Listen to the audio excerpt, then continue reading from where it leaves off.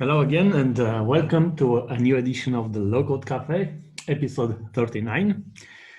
For those of you that are new to this event, it's something that we do every week, where we get together our team and our community to discuss low-code in general, but also plant an app, what we build with it, what our users build with it. So usually it's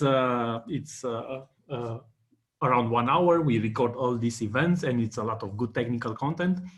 The recordings are published on our YouTube channel, and we'll make sure to post the links in the chat window.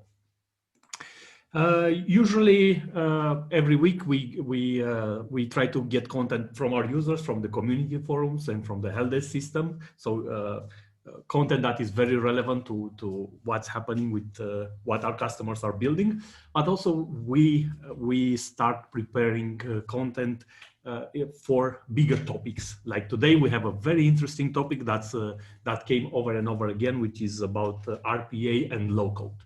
For those of you that haven't heard this before, RPA stands for robotic process automation. And it's basically this idea of recording a set of actions on a machine in order to automate it. And that plays very well with low code, which is the platform, the bigger picture that orchestrates on the robots. So without further ado, I will pass the mic to Dale to give us some news on lessons that we learn on the support channels. Hello. Okay.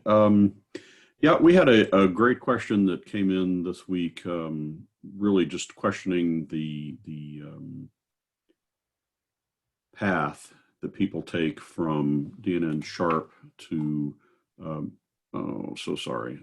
to plant an app.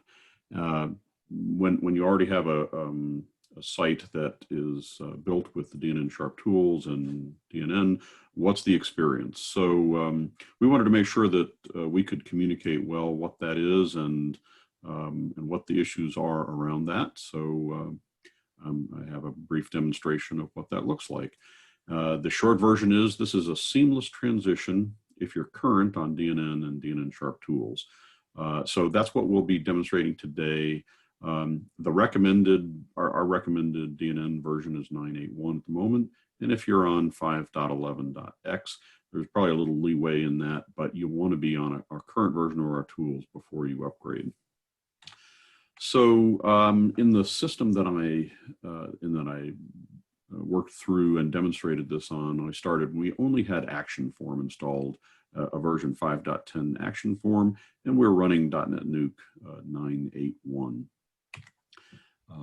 When you get Plant an App, the app builder, it's installed like a normal module in .NET Nuke. So we went through the upgrade process, and it installs just like any other module. And at that point, you see it in the extensions list. We see app builder there 1.12.94, and it hasn't done anything to your other Action Form implementations, any of your other DNN Sharp tools. And if you were to go and take a look at, your implementation, nothing will have changed on your website. So the next step would be to install the app builder onto a page, just like you would any other module. And the first thing that you'll get is a message that it's not licensed, and you'd work through the activation process. It's pretty painless and straightforward, but you would activate the module. And the next that you would see that there would be some missing dependencies. Plant an App, the first thing it does is to try to, since we installed version 1.12 of the app builder, it's going to try to upgrade all of your modules to the most current version of the module. So it lists out all your modules, but it just says, hey, I have all these missing things. Let me do this for you. And you would click install dependencies, and it would go and install them all at once. Whatever you have installed on your system is going to get upgraded. The result of that is going to be you look in your updates window or your extensions list, and you'd see all of your modules, not only the ones that you had installed, but now all of the core modules for PlantinApp would be installed and up to date. And then from that point forward, you're just in a scenario where you use the updates function when we release. Now you're able to use the one-click update. So again, returning to it's a seamless transaction if you're current on DNN Sharp and .NET Nuke. If you're not current, our best advice is to have a consult with support for an upgrade plan. I mean, we publish a lot of information, but we want to make your experience as you transition to PlantinApp as seamless as possible, as painless as possible. So we're happy to spend the time and make sure that you have a good experience. In general, the process is that you need to get current, and sometimes depending on how far back you are on updates, that can be an involved process, a lot of steps. But once you're current, then you're able to use our one-click update going forward. So with that, I am going to we're already to questions and answers. I'm going to drop away and invite Patrick to speak. So I'll stop my share. Patrick is going to talk to us today about the robotic process automation, and has a great demo prepared for you. Hi, can you hear me okay? We are good. Okay, great. So let me first figure out the screen sharing here. And it's always elusive. Make sure I have the correct, there we go. Okay. And now you can see my screen, right? Yes. Okay, excellent. So the idea that we're heading for today is we're integrating with UIPath, and we're creating an automated process in UIPath, or a robot, if you will. And that process is going to check an email account. It could easily be expanded to check multiple email accounts. And then what we're going to do is we're going to automate running of that process to get the email attachments from emails loaded into an Amazon S3 bucket, and that bucket is going to be synced with a folder on our test site, and then we're going to pull the data into an entity, and we're going to be able to search for the documents that are loaded in. So that's where we're heading. So we want to set the automated process of getting the attachments from an email. And I just wanted to show you, I'm not going to talk a lot about this because really, you know, we're demoing PlantinApp, but I just wanted to show you what I've done here in, this is UIPath Studio, the community version. You can create a UiPath account free if you want to start using this. And there's all kinds of possibilities here. I'm pretty surprised at the different kinds of things you can do. But let me just walk you really quick through the process that I created for getting the email attachments. So there's an action specifically for using Gmail. I'm using Gmail. There's a lot more options available to you if you use Outlook or Office 365, but I decided to stick with the Gmail account here. And so I'm checking this account. The credentials are already in here, so I don't need to enter credentials or anything. It's already, they're stored within the processes that's created. And then for the email, for each email that it finds that meets, we're going to first check to see that they're unread mail, and I'll get back to the reason I'm looking specifically for that. And one additional filter I put here, that they're newer than 14 days. And I'm specifically filtering for emails that are coming from our domain, plantinapp.com. That's, of course, could be taken off, but I just put that in there just to show some different options that you have. And then with each email, first we're assigning some variables. So I'm assigning a folder name variable, and my folder name is basically going to be the subject of the email and the display name of the person who sent the email. And just to make sure that we get a unique value here, I'm appending a GUID. That might be overkill, but that's what I decided to do. You know, this is all very flexible, of course. And then, so with that, we are creating a folder that follows the folder path. And if I just take a quick look at the folder path here, you can see that it's a local directory on my system, and it's going to a folder that I have created, and then just creating that folder name there. So it's creating a new folder for each email that's being processed here. And I also wanted to show that I'm only looking at emails that have attachments, so I have that option here too.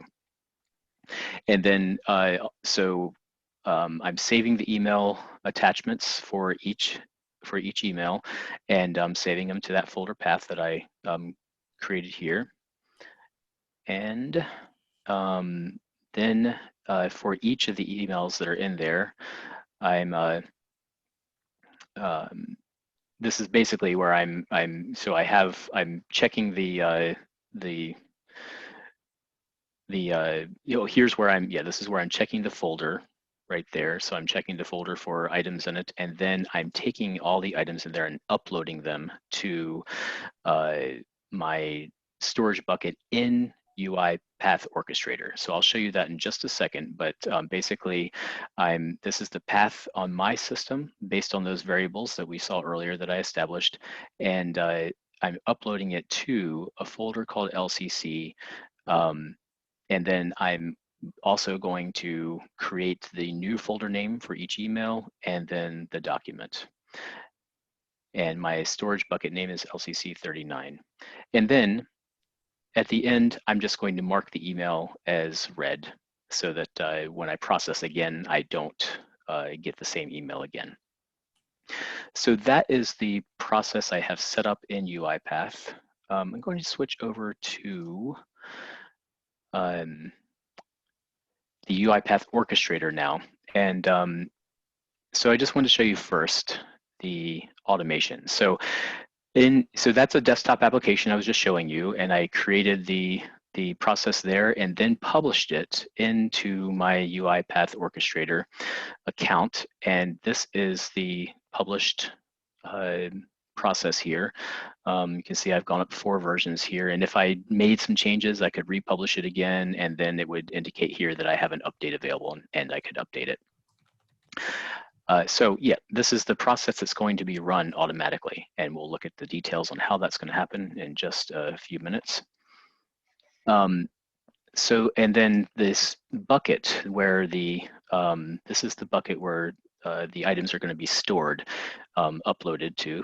So I'm going to take a look at the details here so you can see that basically what we're doing is connecting to a Amazon S3 bucket. We called it UiPath bucket. And we put in the details to access our bucket there. So now, basically I have my process set up, I have a place to store my files, and so next I need to figure out where the document's going to go on my PlantinApp site. So I'm going to switch over to my test site that I have set up. So just making sure I understand, UiPath is reading for us from the email, and we need to get them onto our site. So we're using S3 as kind of a common storage location to right. Yeah. And so I'm utilizing something that we have available to anyone that needs it, and I'll show you that here. If I go to Site Assets here, and look at these storage provider types. I'll just edit this so you can see it a little bit more detail. Basically, I've created a new folder type I've called it S3 bucket. And here is the details. Once again, these are the same details. Bucket name is here. I'm not going to save this, but I guess I need to re-enter the bucket name if I'm editing. But it's the same bucket name that you were just seeing, UIPath bucket. And so we're connecting this to the same folder that we're connecting the orchestrator account to. And then what I need to do is just create a folder. So I'm going to create a new folder using that folder type that I just showed you, S3 bucket. And notice I'm calling the folder name LCC. Let me just back up just a second here and click on the details here. What I'm doing is using a folder name that already exists here. And I'm using this folder name because this folder name is built into my process that I created. So I had this folder name all set up already. And in order for this to sync correctly, when I'm creating my folder here, I need to call it the same name as the folder that I already have existing on my S3 bucket. So I'm going to go ahead and click Save. And now I have that. And you can see that the folder icon is different when we are using a storage provider. So these are standard folders in DNN here, and this is a storage provider folder that you see here. So I have my my folder all set up, and now I need to go and I'm going to create an entity where I'm going to sync with this folder right here. So let me go into configuration. I'll just open a new tab, I guess, so we can, in case we want to come back to the file management tab here. And first I'm going to go to roles, and I'll explain this a little bit more as we go along here, but I'm going to create a new role, and I'll call that role, I'm going to call it email attachment collector.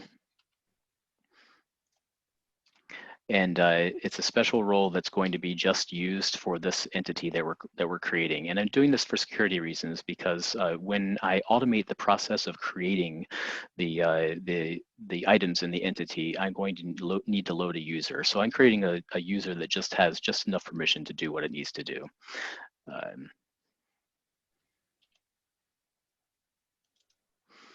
And we'll save that. I didn't mean to delete that, but there we go. That's what I meant to do. Save that like that.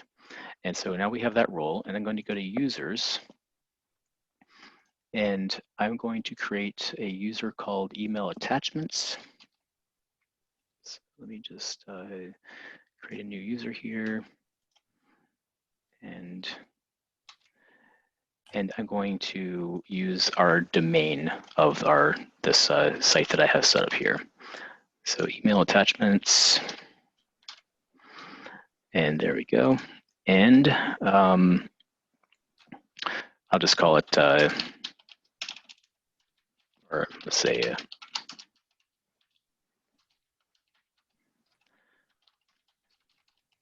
we'll call it attachments collector. Spelling there. And so it already has the user's role, but then I want to give it that email attachment collector role as well. So let me save that. And now we're ready to go into entities. So in entities, I'm going to create an entity, and I'll call it, oops, just,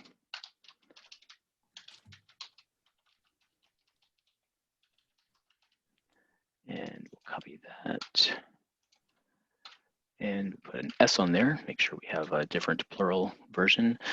I found an icon that I kind of like for this purpose, so I'll use that one there. We definitely want to make sure we're indexing this, because that way we can, we can take people, they'll show up in our searches, so we can,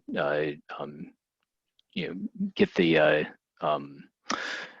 file names will show up in our searches. So we're going to go ahead and index this entity, and I'm going to leave it at the top level. So click continue, go over to properties, and the properties are pretty simple. I'm just going to add a document name, and I'm just going to leave that as text. I'm going to create a folder.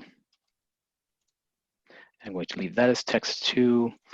And this I'm going to call download, but this is actually what's going to connect to the document entity. So I'm going to go under here and connect it to the document. This is one of the built-in entities that PlantonApp comes with. And I'm connecting this. And the reason I'm calling it download is that when on my output page, when I'm done, this column will actually be a link to download the document. And that'll all happen automatically for us. So that's why I'm calling this particular column download. And of course, I need to specify display name, and that's going to be the document name. And then on the permissions tab, the first thing I want to do is for email attachment collector, I'm going to allow them to view all entries. And of course, they need to add entries, and they'll also need to have the ability to edit entries as well. And then we'll allow all users, or not all users, I don't want that, users, the ability to view all entries. And I'll save it.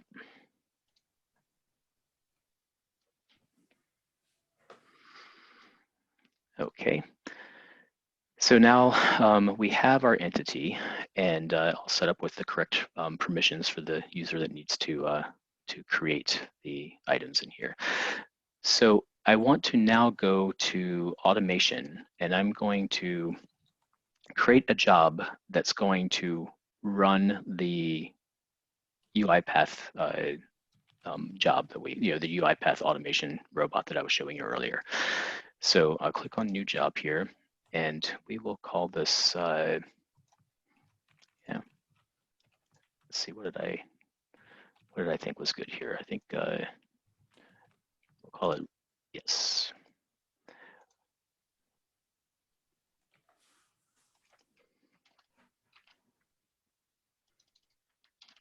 Run collect attachments robot and specify a context portal.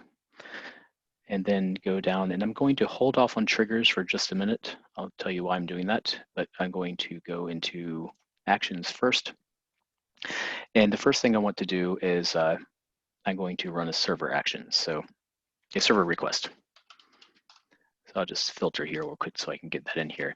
Now, what to put in here? That's of course, if you open up a server request action, it's the first thing you're like, what to put in. And I find that, and you've seen this on our LCC calls before, that using Postman is an invaluable tool to figure out everything you need to do, as well as, of course, the API documentation for what you're trying to access. So here I have the API documentation for UIPath, and there's two things I'm using here. First is the instructions on consuming the cloud API, and basically it's telling me that I need to get an authorization token, and I'll show you how I'm doing that. And then the other thing I need to run here is jobs requests, and I want to run the starting a job. So here's the documentation that I have for starting a job. So those are the two things from this page that I really need. So in Postman, let me show you what I've already set up here. So if I go to this one here, this is where I get my access token. And this is the token that I need here. This is only good for 24 hours.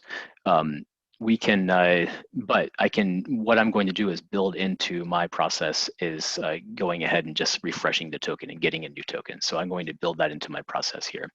And I want to just recognize right away, in case anybody's thinking about it, I know I've exposed my API key but I'm going to go change it after the call. So I just want to make everyone aware that I know what I'm showing here, and I'm going to change my API key as soon as we get done here.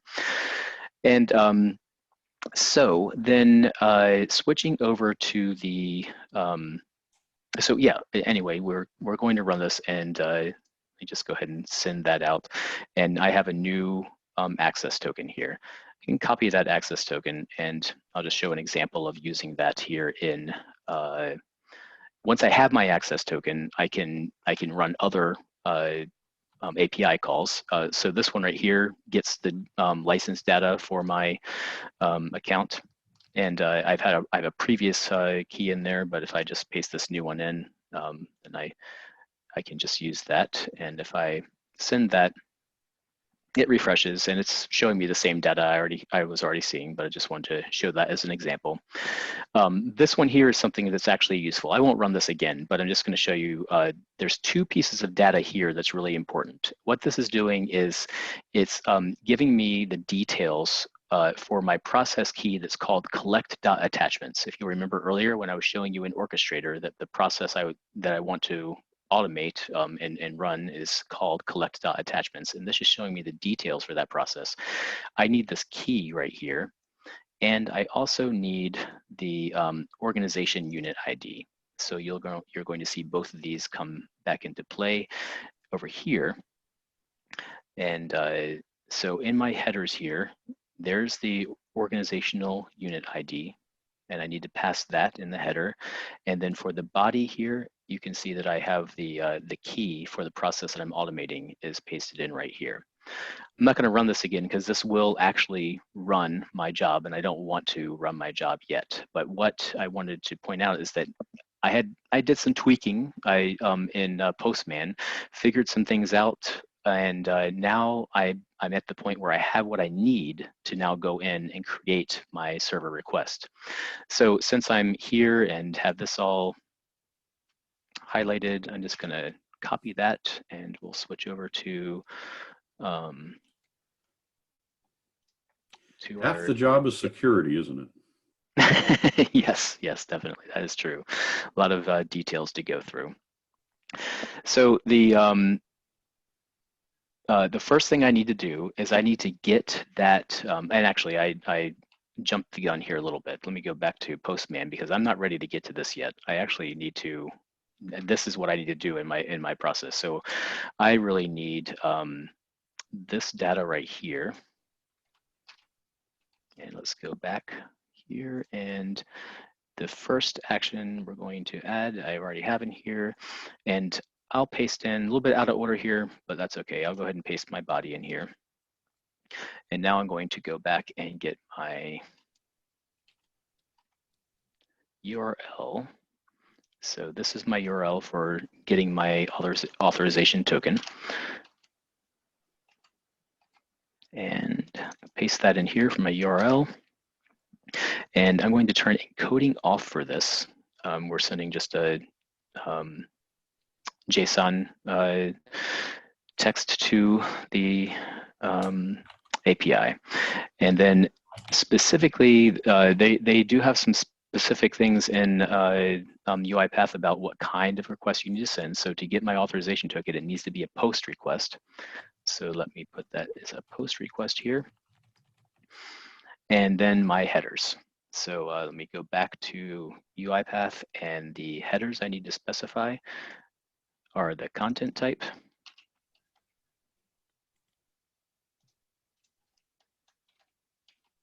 and the tenant name. And my values.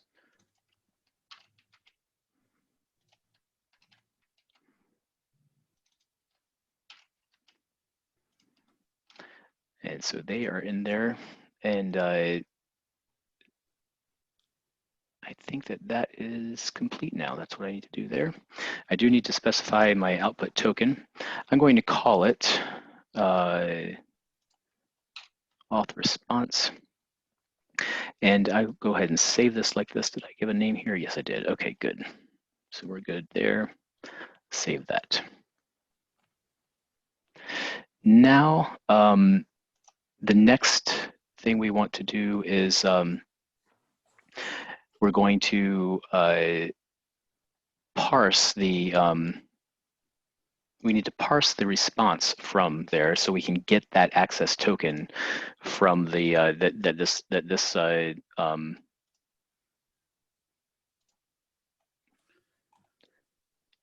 we need to get the access token that this sends. So I need to go in and I'm going to do a parse action and parse JSON into tokens. And the description is not required, but it's good just to be able to see what you're doing. And I didn't give this one a description. I should have given that a description. And then of course, the JSON string that I want to parse is going to be that token that I established here. This one right here. So I'll just go ahead and copy it from there, and then I want to put it into a token here. And then I need to specify a token name where I can access the values that come out of the parsing, so the actual JSON values. So I'm going to call it auth tokens. So we are sending the server request, we're getting a response back, and we're parsing it. And so I need to add another server request now, and this is what's going to actually run the robot. So I'm going to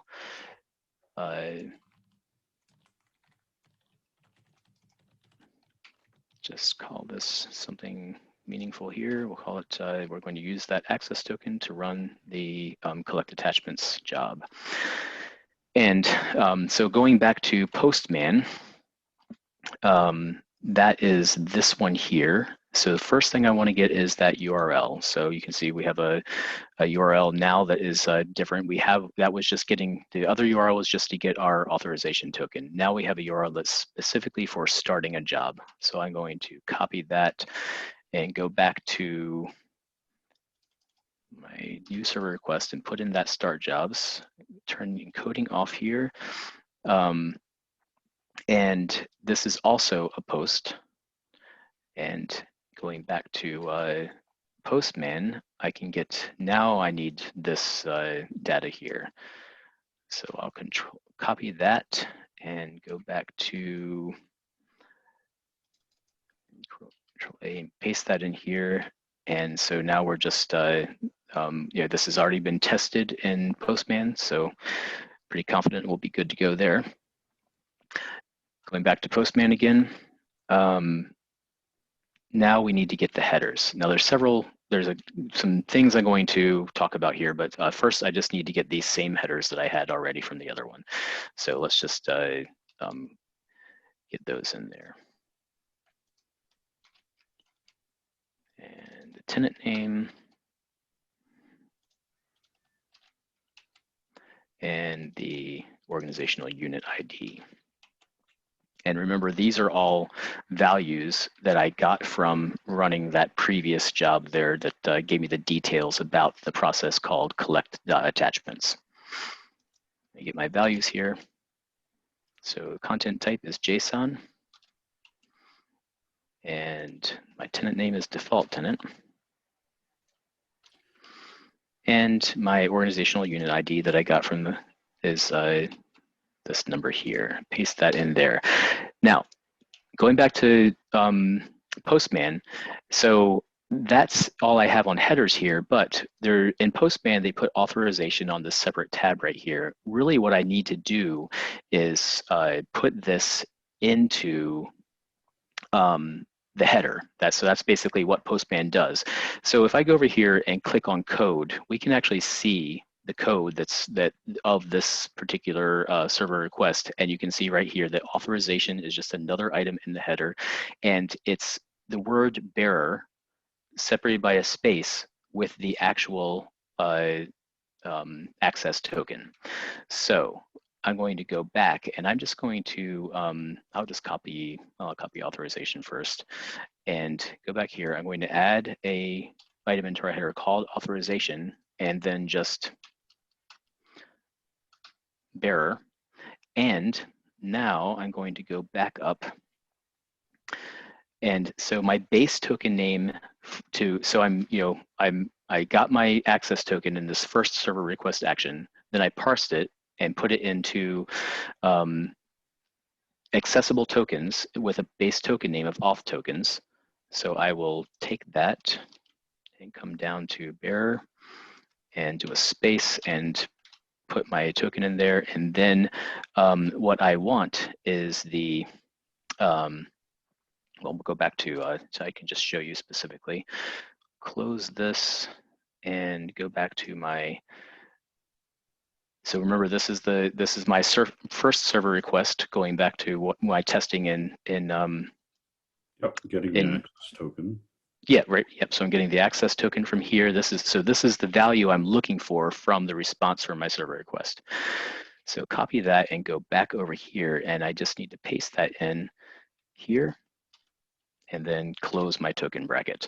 So auth tokens is my base token name for my parsing of the authorization response from the server request, and the value that I'm looking for in that parsing is the access token.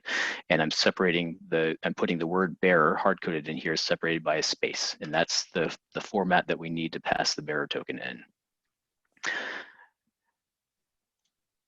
All right, so from there, now, let's see, we have I think that's everything. We have our organization unit ID, everything's in there. And then of course, we just need to put in an output token name. I'm only using this to just do a little bit of logging. That's the only reason I'm outputting the token. And so all I'm doing here is just, I'm gonna add an action, and now I'm going to log an event. And it's just, it doesn't really need to be there, but I just did it in my testing, and so I'm going to go ahead and add it in here too as well. And we'll just call it, and I'm using the same. It's just the same value tokenized, and that will just put into the log when this runs. So I have everything I need there. I'm going to go ahead and save. I still have another action I want to do, but just want to get that saved so that we don't lose anything here. Actually, let's see, maybe I think I have all the details I want. I have my, I'm doing my server request. I'm parsing the JSON from the server request into tokens, and I'm using that to then run my request to get the, to start the job, and I'm doing a log event. So we're good to go there. All right, so then, there's one more job that I need to add in here. So I'm going to, actually 2 more jobs I want to move in. And they are going to be to actually, when items are added to that folder, we want them to be then added into the entity so we can see it on the entity page. So that job is, we're going to call that add new doc to email attachment entity. And basically, it's pretty straightforward.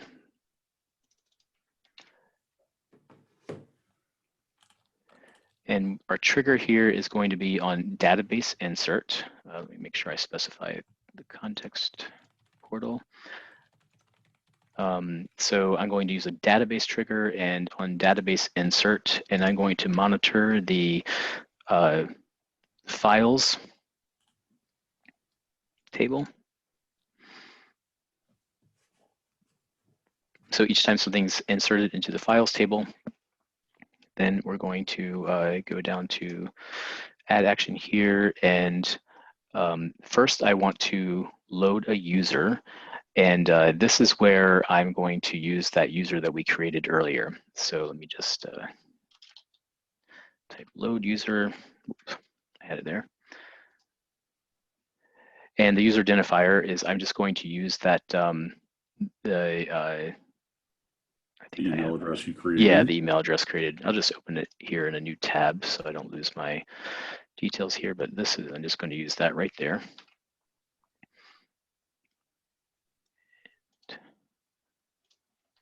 Paste that in there, and I'll just go ahead and put it in the portal ID. So we're loading the user, and then we are going to use the plant an app action for creating a new email attachment. So I'll just go down to plant an app, and I'll select it right here, create new email attachment. So this is the entity we created earlier. And there's not a whole lot we need to pass in here. Now, I'm passing in, I shouldn't make any assumptions that everybody on the call has done this before. So let me just back up a minute. So my trigger is monitoring the files table. When a trigger is monitoring the files table, it will tokenize the values from the database for the new record that's been added. And so I know that my document name, I want to use the file name, which is the column header of the files table that corresponds to the name of the file. So I'm going to use file name there, and then here there's one called folder that will have the folder name, and then here is where I remember I said earlier this is actually my link to my document entity. So here I need to make sure I'm linking with the ID of the document entity. So that's the ID in the files table is called file ID. And I don't need an output token. All I'm doing here is just adding in. So the output token would be the ID of the new item added to the entity, but I don't need it for any reason here. So I'll just go ahead and save it like it is.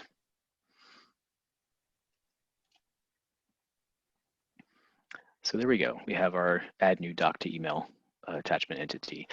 Then the one other thing I want to do is now I'll just make sure that this is the type of thing that sometimes we have to just troubleshoot some things.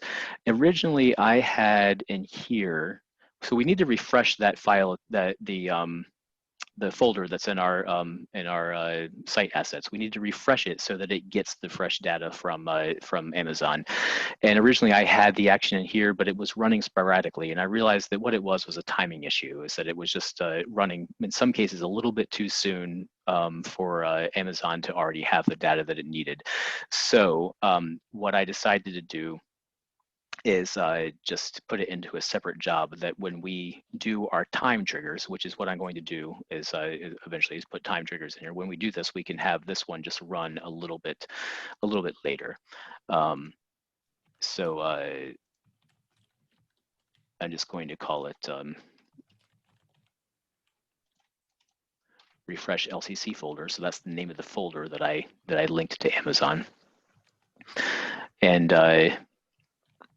for the trigger, I'm going to leave the trigger alone for now. And for an action, it's just really simply I'm going to do an execute token.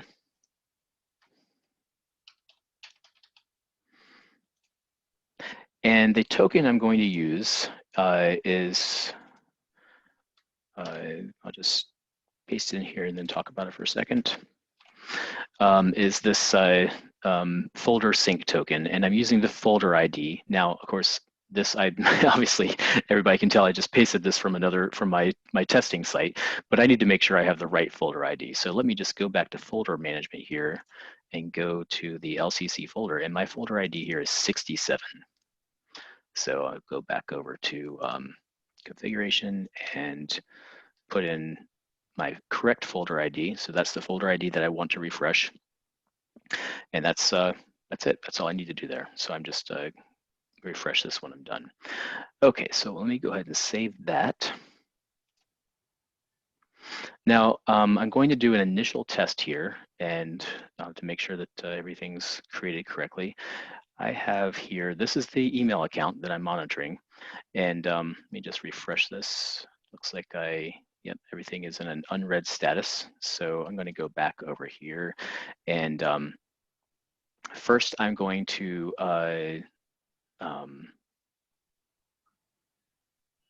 run the collect attachments robot. So we'll run that now. And we have success, so that's good. Hopefully everything worked well. Now I need to run the refresh LCC folder. This one right here is not, this one will run automatically, but it won't run until I do this refresh here, because this is what actually syncs with Amazon and brings the files into the system. So I think I've waited long enough now, so I'm going to go ahead and click run now. Okay, got success there. So a couple things to show you. This is updating. You can see that 2 of these are red now. So you can see that there was some interaction from from my bot. It did check the account. And now let's go over to file management, and we'll just reload this page here. And there are the different folders for each of those emails you saw. And if I click in, you can see these are the attachments for each of the emails.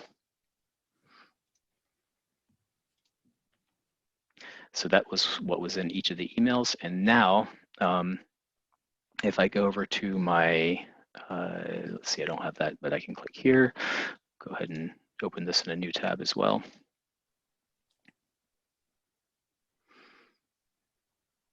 Let's give this a second to load. And now you can see my entity has, just as we looked at, has the document name. This is just a link to the detail page for this entity. And this is showing what folder was in. So this also gives the data about, okay, this was the email subject and this was the person who sent it. And here I have my ability to actually download the file, because you can see I downloaded it right there. So I have everything in here. Let me just go into the large Word doc here and open that. This is a whole bunch of just testing text, and it is literally a large Word doc, so that's why it took that long to open. Trying to drag that over here. So let's just pick a random word here. I guess I'll pick that one there. And let's give the search a try and see how that works. So if I go here, search, and press enter. It's working here a little bit. And there's my large Word doc. So we've already taken that doc, we've indexed it, and now it's available in search. Yeah. So it's kind of fun. And now, you know, I asked a few of you to be ready to send an email. If you want to send that now to that email account, we can see if everything works okay. And meanwhile, I'll go back to my process, my automation here. And I want to go in to my robot. And I think that, you know, I don't want to run this a whole lot, but let's say, let me repeat on interval, and we can say every 30 minutes is a possibility. And we can say that that'll run on the hour, and I'll save that. And then I'll go into my refresh folder here, edit that, and add a new trigger here, and repeat on interval. And once again, we'll say every 30 minutes. But maybe we'll have it start, say, let's just say 5 minutes past the hour. Yep, just stagger them a little bit. Yep, there we go. So now we actually have the automation. So previously I was just running the job, but now we have the automation in place. Did anybody send an email? I did. Okay, so let me go ahead and run the robot.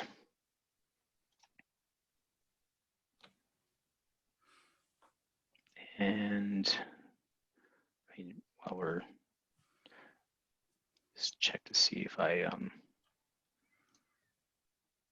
oh, it may not have worked because I didn't. Let me see if I have anything another.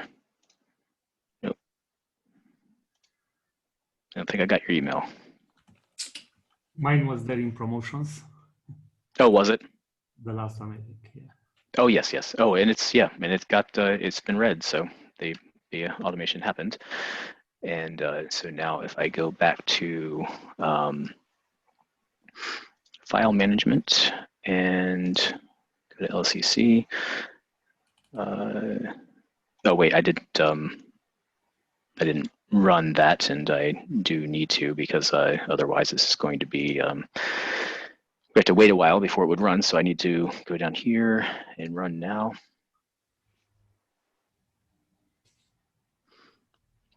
And then now I can go back to file management and refresh this.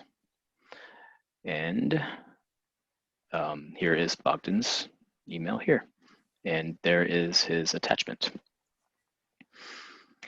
So we have that in place. The other thing I wanted to just point out real quick, I got signed out here, is that you can also check the status of the documents as far as you can, of course, you could go to your S3 bucket and look there as well, but you can also check the status of your documents before you do that, refresh. If you go into Orchestrator on UiPath and go to the bucket that you have synced with. So if I go to storage buckets and into my synced bucket here, you can see that these, you can also see what's been put into the S3 folder here as well. So are there any other questions or anything? There was one from quite early on from Albert who wanted to know if, yeah, if this would work with the resource manager module. I'm sorry, the resource manager in module of I assume of DNN. I'm not familiar with it. I assume it's the replacement to assets. I don't know. That might be the case. Yeah, and I think that that still uses the files table, right? If that's what we're talking about, I think it does. So yeah, I think it should be still, everything should still be good here. Yeah. Cool. Other questions? Any other thoughts from other PlantinApp people? Well, just it was interesting the way that you covered it.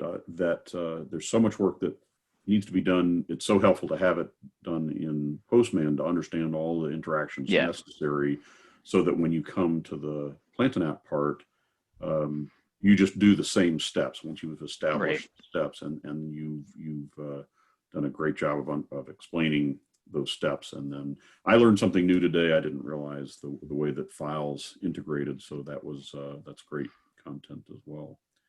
Yeah. So we end up with what we set out to do.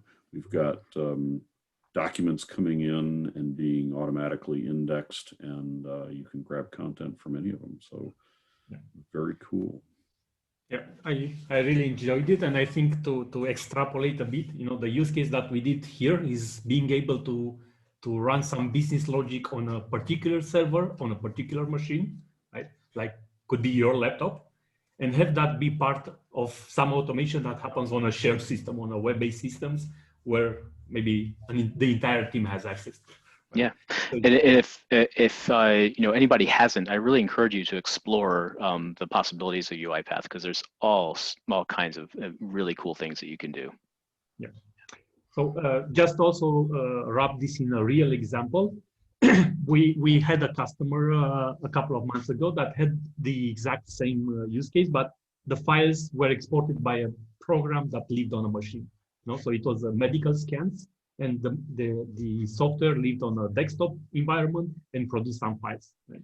So then the challenge was, how do we make those files available to patients logging into the web portal? Right? So then using this technique was possible to get those files. We use a slightly different technique at the point, uploading the files via FTP. But also I love the architecture that you did here, Patrick, because you decouple the systems, right? So I imagine that you could have called the APIs in PlantinApp directly to send the files. Yeah. That would definitely be a possibility, certainly. So I think that's maybe another bold statement, that there are so many solutions to every problem. Yes, there always are. There's multiple ways of getting to the end goal, always. Definitely. So we're getting a little bit of feedback just saying that there's so much information in the video, and people are going to be replaying it, and so glad we could provide good content. But there are links that were posted on the chat also, so if you want to grab those, you're welcome to. We always love the feedback. We've posted a link to UiPath, and so hopefully we're providing what you need here in this webinar. Yes, and I think emphasizing on what Dale just mentioned, we really appreciate your feedback. For example, this webinar today was because we got this request from people like, how does RPA plays with low code, right? So then we put this in place. So the more feedback you give us, the better content we can create to serve your purposes. Cool. So if there are no other questions, thanks everyone for being here. Thanks Patrick, thanks Dale for organizing it. And we'll be seeing again each other next week. Have a nice time, a productive time doing low code until then. Bye.